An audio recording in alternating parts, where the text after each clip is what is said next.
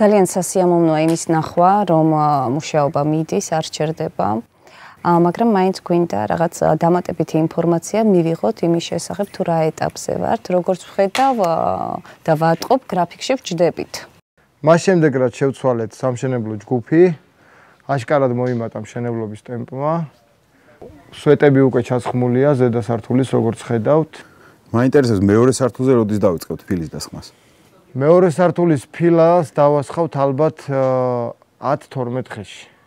ხვალ დილიდან დავიწყებთ კარგილის მომზადებას, შემდეგ არმირებას და დავასხავთ ფილას.